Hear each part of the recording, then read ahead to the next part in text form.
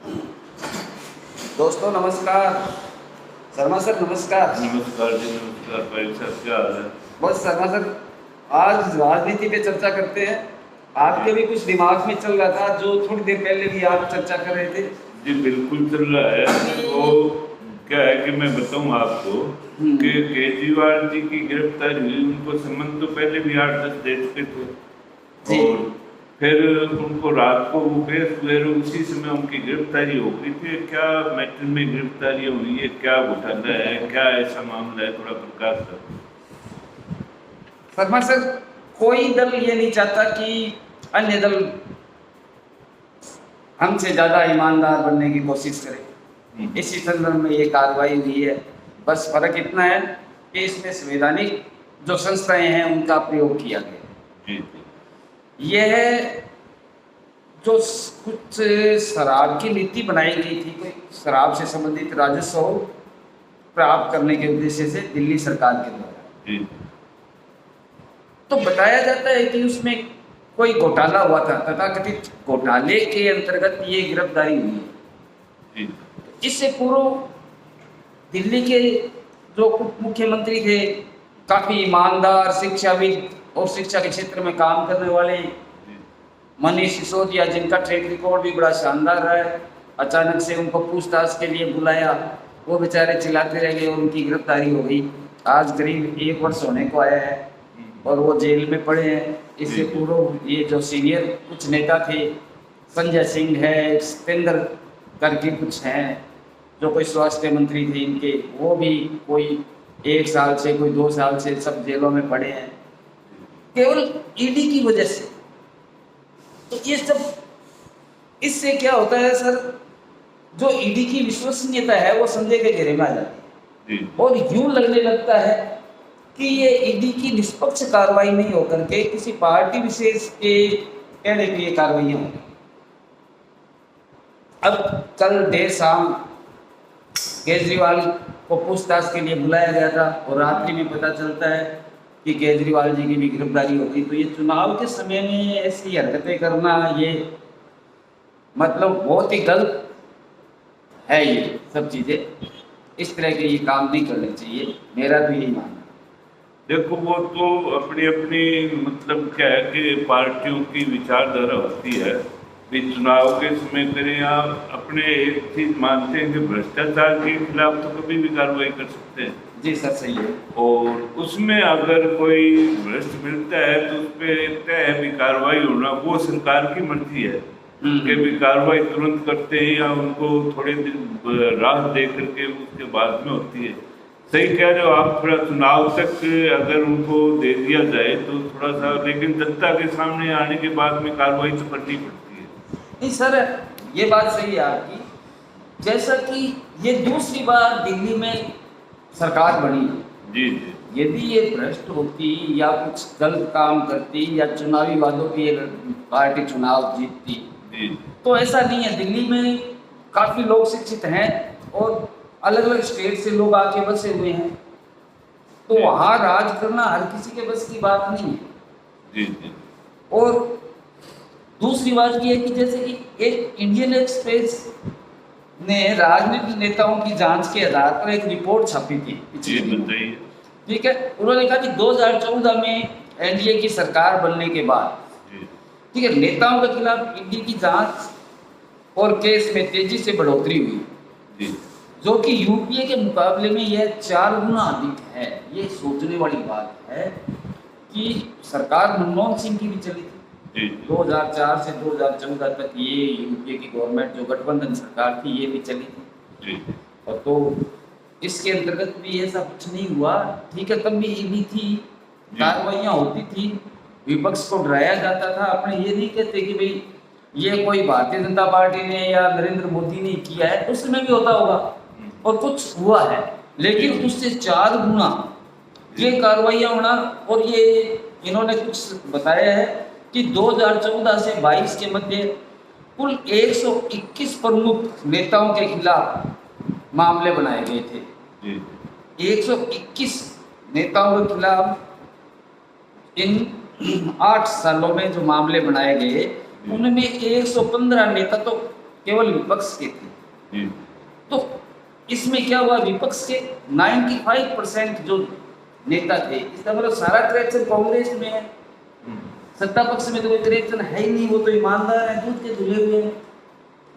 नहीं, ये तो कैसे हो सकता है? गलतियां तो देखो सभी से होती है।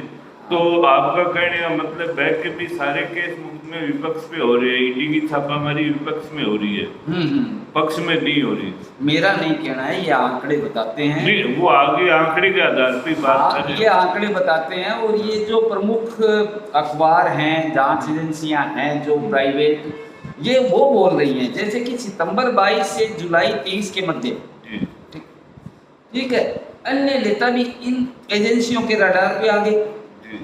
जैसे कि दिल्ली के उप मुख्यमंत्री मनीष सिसोदिया, जिनको मार्च 23 में इसी शराब घोटाले के मामले में गिरफ्तार किया गया था। फिर अभी वर्तमान में जब वो राहुल गांधी की एक पद यात्रा हो रही थी और उनको झारखंड पहुंचना था, उसी समय ये झारखंड के सीएम को गिरफ्तार करते हैं। ये तो ठीक है, संविधान के हिसाब से इज्जत बची है हमारे देश की कि उस मुख्यमंत्री ने गिरफ्तारी से पूर्व अपना पद छोड़ दिया। वरना केजरीवाल आज पहले सीएम है देश के जो अपने पद पे रहते हुए किसी संस्था ने उनको गिरफ्तार किया है, ईडी ने। ऐसी कौन सी आग लग रही थी भाई? और झारखंड वाले को उन्होंने पकड़ा है, और वो भी पद पे अपना अच्छा भला काम कर रहे थे। जांच हो, कोर्ट में दस्तावेज पेश किए जाए, कोर्ट दोषी ठहराए, वहां तक तो सही है, लेकिन इस तरह से किसी को पकड़ना, ये तो मेरे हिसाब से उचित नहीं है। इसी तरह से इन्होंने ये जो बीआरएस करके भारत राष्ट्र समिति है, वो तेलंगाना की, तेलंगाना के जो सीएम थे उनकी बेटी है, उसको भी इसी शराब घोटाले के तहत इन्होंने पूछताछ के लिए बुलाया और उसकी भी गिरफ्तारी हुई है। इन चीज़ों को हम क्या मानें? नहीं, आपका कहने का मतलब ये है कि भी पहले जांच हो और उसके बाद गिरफ्तारी करें तो हमें कोई आपत्ति नहीं। हाँ, यही बात किसे होगी? घोटाले का तो उजागर होना ही चाहिए। हाँ, घोटाले उजागर होने चाहिए, इन सबको जेल होनी चाहिए, मैं ये नहीं कहता। लेकिन सत्ता पक्ष में जो विपक्ष के अंदर जो लोग बैठे हैं, उनको उन पे आरोप लगे हुए हैं। अजीत पवार हैं जैसे, ठीक है, एक वो असम के सीएम हैं, इनको इन पे ईडी की तलवार लटक रही थी और ये भाजपा में चले गए। उसके बाद ये दूध के धुले हो गए। ऐसा क्या हो गया 4 दिन के अंदर में? ऐसे सैकड़ों केस देखने को मिलते हैं जिनको ईडी के नाम से, सीबीआई के नाम से डराया जाता है, फिर ये तुरंत पार्टी छोड़ करके अन्य जो भारतीय जनता पार्टी है उसमें शामिल हो जाते हैं। तो मुझे इस चीज से थोड़ा सा ये लग रहा है कि जो कुछ हो रहा है इस देश में वो गलत हो। पाल साहब, अब मैं आपसे ये पूछना चाहूँगा भी ईडी द्वारा कौन से कानून के तहत गिरफ्तारी या छापेमार की कार्रवाई होती है? थोड़ा सा इनके पास कौन सा नियम प्रावधान है? जिस कानून की जद में ये विपक्षी नेताओं आते हैं, ठीक है, यानी ये एक पीएमएलए का मामला बनाया जाता है जिसमें यूपीए सरकार ने 2005, 2009 और 2012 में कुछ संशोधन किए थे, ठीक है। उस समय ईडी की ताकत सीमित हुआ करती थी, इतनी अधिक ताकत नहीं थी। उस समय यदि किसी अन्य एजेंसी की तरफ से पीएमएलए की धाराओं में कोई कार्रवाई की जाती थी, मामला दर्ज किया जाता था, तभी ईडी को जांच का अधिकार था। समय ईडी किसी के घर पे जाके छापे मारना, किसी की गिरफ्तारी करना, किसी से पूछताछ के नाम पे उसको अंदर धकेल देना, ऐसे कुछ ये सब चीजें ईडी के पास नहीं थी। फिर क्या होता है कि 2019 में पीएमएलए में संशोधन श्रीमान मोदी जी की सरकार करती है, ठीक है। तो इसमें ईडी को समय ये अधिकार दे दिए गए कि वह लोगों के आवास पर छापे मारे, उनकी गिरफ्तारी करें। ये सब चीजें 2014 के बाद में एनडीए के कार्यकाल में ही हुई। और मजे की बात यह कि जितनी तत्परता ये विपक्षी नेताओं के खिलाफ दिखाती हैं, उस पर भी सवाल उठने जायज है सर। सवालों में जैसे सवालों में तो असम के सीएम हेमंत बिस्वा भी थे, महाराष्ट्र के उप मुख्यमंत्री अजीत पवार के खिलाफ भी भाजपा ज्वाइन करने से पूर्व वित्तीय घोटालों के मामले में आरोप थे। तो वो आज कहाँ चले गए? जैसे मध्य प्रदेश में शिवराज सिंह जी जी सरकार के खिलाफ व्यापक घोटाले के अंदर जी जी क्या हुआ था और आज वो मामले कहाँ हैं, इसके बारे में किसी के पास कोई जानकारी नहीं। नहीं, तो मैं थोड़ा पारित जी आपसे ये पूछना चाहूंगा कि ईडी जो कार्रवाई कर रही है, आप अभी कह रहे हो कि भी वो घोटाले कहाँ गए, तो इसका मतलब ईडी कितना सक्सेसफुल हो पाती है अपने जो जिसके भी यहाँ छापा डाला जाता है उसमें कितना सक्सेसफुल होती है ED? शर्मा सर, यही विवाद का विषय है जी कि ईडी समय को तो बहुत ही साफ सुथरा और ये बोलती है कि हमने तो 96% मामलों में कामयाबी हासिल की है, जी जी लेकिन जो मीडिया रिपोर्टें आती है जी उनके तहत इनकी विश्वसनीयता 1% के आसपास है ईडी की। हाँ जी, जैसे बताऊं कि भी ईडी का दावा है कि उन्होंने 96% मामले अंजाम तक पहुंचाए हैं, जबकि जो मीडिया रिपोर्टें हैं वो कहती है कि ईडी ने 2023 तक कुल 5,906 मामले दर्ज किए थे, जिनमें से केवल 1,142 में ही चार्जशीट दायर की गई या की जा सकी।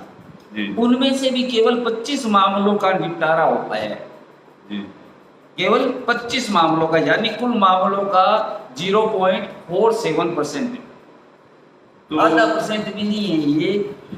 और 25 में से 24 मामलों में सजा हुई है, हम मानते हैं 25 में से 24 मामलों में जो सजा हुई है, इसलिए एजेंसी इसको अपनी कामयाबी की दर बताती है 96%।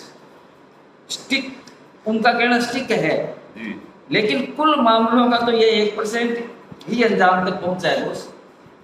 नहीं, वो इसमें ये भी था ना, अभी जैसे 5,000 केस लेके चले, उनमें जो दोषी पाया गया उन्हीं को तो करेगी ना। तो फिर आपने 5,906 के को किस आधार पे पकड़ा, आपने किस आधार पे जेल में डाल दिया? 6 महीने, 12 महीने, 2 साल आपने जेल में रख लिया, उसका हर्जाना कौन देगा? क्या आप किसी का जीवन लौटा सकते हो?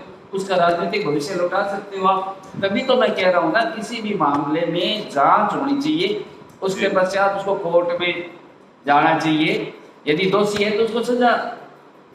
भारत का जो संवैधानिक संस्थाएं हैं, हमारा सर्वोच्च न्यायालय बैठा है, वो देगा ना।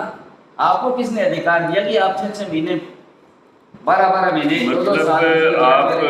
आप ये है कि ईडी की डायरेक्ट कार्रवाई से मतलब थोड़ा सा इसमें संदेह होता है। 2014 से पूर्व ये चीजें नहीं थी ना। अच्छा, जब अन्य संस्थाएं किसी तरह का मुकदमा दर्ज पीएमएलए के तहत करती थी कार्रवाई, उसके बाद ईडी का नंबर आता था। ये 2019 में संशोधन के पश्चात वो डायरेक्ट छापे मार रही है। भाई, उनके पास ऐसी कौन सी तकनीक आ गई, कौन सा ज्ञान आ गया? ये इन्फोर्समेंट डिपार्टमेंट ही तो है। नहीं, आपने बहुत अच्छी बात कही कि भी कोर्ट के थ्रू अगर होता है तो कोर्ट पाबंद कर देगा उसको, कभी आप फलां दिन ये ईडी के पास जाओ और करो, उसको बिना काम के जेल में नहीं रहना पड़ेगा। ये 200 या 300 दिन अगर रखते हैं तो वो गलत हो जाता है मामला, और उस पर कोई केस ही ना बढ़े तो फिर बिल्कुल ही उसका तो मामला अपसेट हो जाता है, जीवन अपसेट हो जाता है सारा। तो आपने बहुत अच्छी कार्रवाई बताई। मेरा ये कहना है, यदि आप इस तरह पकड़ रहे हो तो अभी ताजा 4 दिन पहले जो इलेक्ट्रॉन का मुद्दा उठा है, इलेक्ट्रॉन बॉन्ड का, उसमें तो डायरेक्ट यूं दिखाई दे रहा है कि भी पैसे लिए हैं। जी, चाहे दस्तावेजों में कुछ भी निकले, लेकिन सामने सफेद यही आ रहा है कि भी यहाँ किसी के छापा पड़ रहा है, यहाँ वो बॉन्ड परचेज कर रहा है, यहाँ उसके छापा पड़ रहा है, यहाँ वो फला इतने करोड़ के बॉन्ड ले रहा है, वहाँ उसको किसी परियोजना का ठेका दिया जा रहा है, बांध बनाने के ठेके दिए जा रहे हैं, वो वहाँ से बॉन्ड परचेज कर रहा है। तो ये कहाँ जा रहे हैं हम ये नहीं कहते कि कोई सत्ता पक्ष के पास से जा रहे हों या किसके पास जा रहे हैं, हमें इससे कोई लेना देना भी नहीं है। लेकिन ये तो साफ है कि इसमें जांच तो हो ही सकती है। जिस प्रकार से केजरीवाल के खिलाफ जांच हो रही है, उसी तरह से पकड़ा तो इनको भी जा सकता है, गिरफ्तारी तो इनकी भी हो सकती है। ठीक है, बाद में 2 साल बाद देखा जाएगा दोषी कौन है कौन नहीं है। वारिक साहब, बीच में मैं रोकना चाहूँगा, आप इलेक्ट्रोल बॉन्ड की कह रहे हैं तो ये एक तरह चंदा ही है, तो चंदा सभी पार्टियों को आ रहा है, इलेक्ट्रोल बॉन्ड के थ्रू सभी पार्टियों को पैसा गया है, तो इसमें अपने अकेले बीजेपी के ऊपर थोड़ा सा इंगित करें तो थोड़ा। मदन जी, मैं बीजेपी का नहीं बोला, ना ही आप मैंने कोई ऐसा शब्द बोला है जो आप मेरे मुंह से निकलवाना चाह रहे हैं। ठीक। मैं राजनीतिक पार्टियों की बात कर रहा हूँ। जी जी। ठीक है, चंदा लेना ये होता है कि मैंने आपको चंदा दिया, पारदर्शिता है, किसी कोई भी जानकारी प्राप्त कर सकता है। ठीक है जी, आपको मैंने 5 लाख चंदा लिया, आपने दिया, आपने लिया, कौन मना करता है? राजनीति में बात कहाँ से आएगा पैसा? जी जी। इसी चंदे से आज तक व्यवस्था चलती है, चंदा बिल्कुल, चलना चाहिए। बिल्कुल। इसमें गोपनीयता क्यों? हाँ ये कि आप गुपचुप एसबीआई में जाते हैं, आप 1 करोड़ का बॉन्ड लेते हैं, 5 करोड़ का बॉन्ड लेते हैं, फिर धीरे से किसी को दे देते हैं। ये तो मतलब एक तरह से रिश्वत हो गई ना। जी। विज्ञापन आपने किस पर्पज से दी है उनको, किसी को पता ही नहीं चल पा रहा। ये तो भला हो सुप्रीम कोर्ट का कि कोई आप जैसा जागरूक नागरिक वहां गए, उन्होंने आरोप लगाया कि सर इसके अंदर ये गलत हो रहा है, इसको सुप्रीम कोर्ट ने भी माना कि भी इसमें भ्रष्टाचार हो सकता है। इसलिए तो ये ओपन हुआ, और ओपन हुआ तो उसमें स्पष्ट दिखाई दे रहा है जिस जिस स्टेट में चुनाव हो रहे हैं वहां चंदा बन रहा है, जिस जिसके छापे पड़ रहे हैं, जिनकी गिरफ्तारियां हो रही है उसमें बॉन्ड परचेज हो रहे हैं, जिनको योजनाएं मिल रही है उसमें वो करोड़ों की बॉन्ड ले रहे हैं। तो अब ये चीज है क्या? इसके बारे में तो क्लियरिफिकेशन, तो लोकतंत्र है, ये कोई निरंकुश शासन नहीं है। अपनी मर्जी से सब कुछ आप नहीं कर सकते। जनता के सामने आरटीआई का अधिकार जो हमें मिला है जी जी। उसके तहत हम छोटी से छोटी जानकारी प्राप्त कर सकते हैं। जी। तो भाई साहब, मैं आपसे ये कहूँगा कि भी अपने चंदे की बात आ गई, इलेक्टोरल बॉन्ड की बात हो गई, तो इसका मेन सॉल्यूशन क्या है ताकि हमें मतलब आम आदमी इससे संतुष्ट हो? उसके विषय में आप थोड़ा अपने जाते जाते इतनी बात और बताइए ताकि हर एक आदमी को थोड़ा ये लगे कि भी इस हिसाब से अगर करती है गवर्नमेंट तो ज़्यादा बेटर है। मदन जी, मेरा ये कहना है कि यूपीए के टाइम में भी ईडी कार्रवाई करती थी। जी जी। लेकिन उनमें सत्ता पक्ष के लोगों की भी गिरफ्तारी हुई। जी जी। उनसे भी उनकी भी जांच की गई। जी। ठीक है, इसमें विपक्ष की जो गिरफ्तारी की दर है वो 54% थी, ओनली 54%। और अभी जो हम देख रहे हैं उसमें 95% विपक्ष के नेता गिरफ्तार हुए हैं, 95%, और उसमें 54% थे। और बहुत ही कम, करीब 100-150 के करीब ही गिरफ्तारियां उस समय हुई, कार्रवाई उस समय हुई थी, जिसमें सत्ता पक्ष के लोग भी थे तो विपक्ष के लोग भी थे। तो इतना आटे में नमक तो चलता है। चलो आप शासन कर रहे हैं, कोई हल्का फुल्का 2-4 आदमियों का गैप रह गया, आपने 10 पकड़े विपक्षी दल के, चाहे गलत ही मानो 10 उसके पकड़े, तो उसमें 6 आप अपने पकड़ लिए, 7 अपने पकड़ लिए। चलो ठीक है, यूँ लगता है दिखावे के लिए ही सही, ये लगता है कि जांच हो रही है, कार्रवाई दोनों तरफ हो रही है। ये तो एक तरफा का पूरा क्रिकेट मैच की तरह एक तरफा ही मामला हो गया ना। एक तरफा हो गया, तो इसका सॉल्यूशन बताइए आप। इसका सॉल्यूशन यही है, किसी प्रकार के संवैधानिक संशोधन जो है ये एक, अभी विपक्ष बहुत कमजोर है। पिछले 10 सालों से जो ये कानून संशोधन किए जा रहे हैं ये गलत है। ठीक है, जो उससे पूर्व में चल रहा था, किसी की भी वो पहले जांच होगी, कमेटी बनेगी, जांच होगी, दस्तावेज कोर्ट में जाएंगे, उसके पश्चात कोर्ट दोषी सिद्ध करेगी कि भाई ठीक है आपने लिया है कि नहीं लिया है। आप कौन होते हैं उसको भी 6 महीने तो आपको अधिकार है कि आप उसको अंदर रख ही सकते हो। उसके पश्चात आप बोलोगे जी मेरी जांच जारी है, ठीक है, फिर आपको कोर्ट 3 महीने का टाइम और दे देगी, फिर आप 6 महीने और बढ़वा लोगे। यूँ तो किसी का राजनीतिक भविष्य ही चौपट हो जाएगा ना, फिर लोकतंत्र कहाँ बचेगा। बहुत अच्छी बात आपने बताई भाई साहब। और मैं एक बात और कहना चाहूँगा, बोलिए। ये जो कार्रवाई आज हो रही है, क्या इसी के पद चिन्हों पे चलते हुए कल आज जो विपक्ष है कल वो सत्ता में आ जाता है, कल ये वो पार्टियां भी ऐसा ही करेगी, तो क्या लोकतंत्र बचेगा? मैं तो ये तो सभी राजनीतिक दलों को सोचना चाहिए, सत्ता पक्ष और विपक्ष। अगर सत्ता पक्ष ज्यादा सोचे तो ज्यादा बेटर है, क्योंकि सत्ता पक्ष को ही सोचना पड़ेगा भी आज आप जो कर्म कर रहे हो कल कोई दूसरा करेगा। बिल्कुल सही। फिर आप चिल्लाओगे ये गलत है, ये गलत है, आज वो चिल्ला रहे हैं ये गलत है, ये गलत है। तो आप सबकी नजरों में पारदर्शी से कितने साफ काम करिए ना। चलते चलते मैं भाई जी आपसे थोड़ा महंगाई के ऊपर और थोड़ा सा कहूँगा प्रकाश डालो आप भी। महंगाई से भी जनता त्रस्त है अपने, ये तो गवर्नमेंट अपनी कार्रवाई कर रही है, अपने जिस पे चर्चा की, थोड़ा महंगाई के मुद्दे पर और बताइए। शर्मा सर, मेन बात ये है, महंगाई तो बड़ी बड़ी है, जी। लोगों की आय भी बढ़ी है, लेकिन आय की तुलना में महंगाई कई गुना ज्यादा फास्ट भाग रही है। ठीक है, अब इन चीजों पे आप शिक्षा पे, महंगाई पे, चिकित्सा व्यवस्था पे, इन चीजों पे आपको अपना ध्यान, किसी भी जो भी सरकार आती है जी जी उसको इन चीजों पे ध्यान देना चाहिए, जी ताकि भारतीय लोकतंत्र मजबूत हो, गरीब की दशा और दिशा बदले। जी ठीक है, ये हमारी जो एजुकेशन प्रणाली है, ये भी तो कहाँ, इसमें कहीं कुछ नहीं है कि आप MA BA करने के बाद क्या करोगे, इंजीनियरिंग करने के बाद आप क्या करोगे, स्कोप तो कोई है ही नहीं। तो हमारी शिक्षा को इस टाइप का बनाया जाए ताकि उनको कोई रोजगार मिले, महंगाई है उसमें भी कंट्रोल किया जाए। आप बोल रहे हैं कि हम 80 करोड़ रुपए को, 80 करोड़ लोगों को 5 kg अनाज दे रहे हैं, ये कोई समाधान है क्या? आप 10 साल से ये कहते आ रहे हो हम 80 करोड़ को अनाज दे रहे हैं जी। तो ये तो आप फिर वो भिखमंगा बना रहे हो आप देश की जनता को। वो तो 5 kg अनाज में जिंदा रहना है उनको, और एक तरफ कह रहे हो कि हम देश विकास कर रहा है, वर्ल्ड में हमारा नाम हो रहा है, हमारी आर्थिक जो ग्रोथ है वो इतनी बढ़ गई है, और एक तरफ आप सभी खुद ही कह रहे हो कि 80 करोड़ लोगों को हम अनाज दे रहे हैं जी, 5 kg उसी पे जिंदा है वो लोग। तो शिक्षा पे ज्यादा ध्यान देना चाहिए ताकि हाँ, शिक्षा पे और रोजगार भी। शिक्षा पे आप ध्यान देंगे, रोजगार पनपेंगे। आप भ्रष्टाचारी लोगों को, अनपढ़ लोगों को टिकट नहीं दें, अच्छे लोग सरकार में पहुंचे, जी जी, तो देश की प्रोग्रेस होगी। ये तो है ही।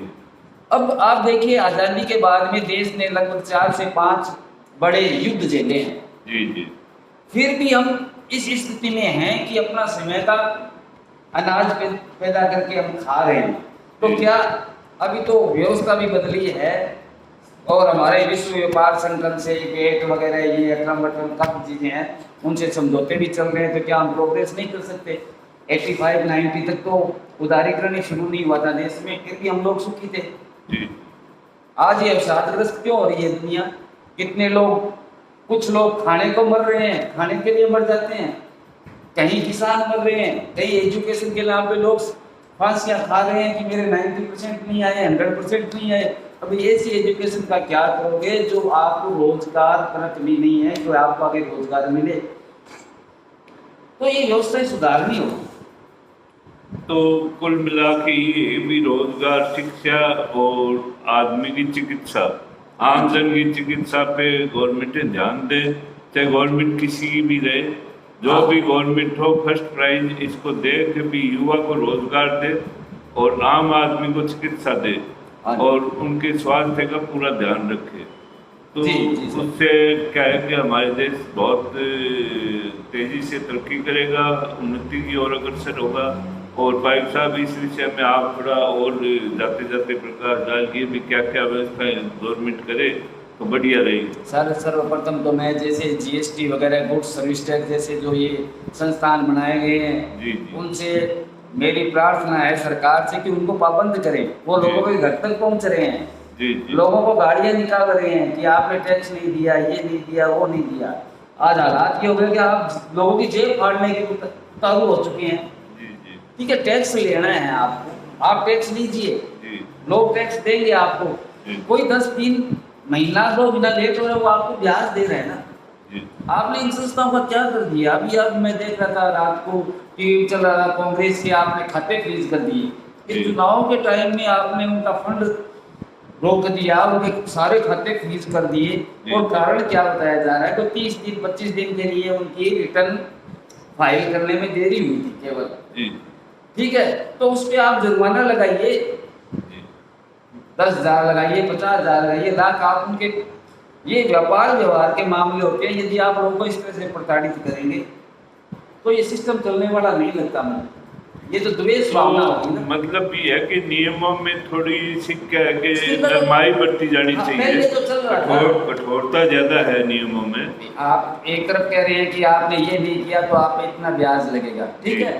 एक तरफ आप दूसरी तरफ आप उनके गाड़ियां निकाल रहे हैं, आप उनके घर जा रहे हैं, उनकी जेब फाड़ रहे हैं, आप उनको धमकियां दे रहे हैं। तो सारे ही संस्थान पुलिस डिपार्टमेंट बन चुके हैं अभी तो, पुलिस का कोई रोल ही नहीं रह गया अभी। नहीं, वो तो मैं बिल्कुल ही गलत है, टैक्स वालों को ऐसा नहीं करना चाहिए भाई। ये तो कानून में ही नियम नहीं है। अभी आप किसी के घर जा करके उसको पर्सनल पैसा हो तो भी नहीं कर सकते अपने, ये तो गवर्नमेंट का है। अभी आपने देखा होगा, अपने जो मित्र हैं उनके घर पे चले गए थे जीएसटी वाले, जी, जबकि 1 महीना लेट है जीएसटी चल रही है तो उसको डिपार्टमेंट से नहीं मिली, आप कैसे कर सकते हैं ऐसे? हाँ, डिपार्टमेंट मतलब राज्य सरकार से लेनी है और केंद्र हाँ, को देनी है। हाँ। जी जी जी, वो तो ठीक है, कर नमस्कार मदन भाई साहब, ठीक, नेक्स्ट ठीक। मिलते हैं। आपका बहुत बहुत धन्यवाद। धन्यवाद, बहुत बहुत शुक्रिया।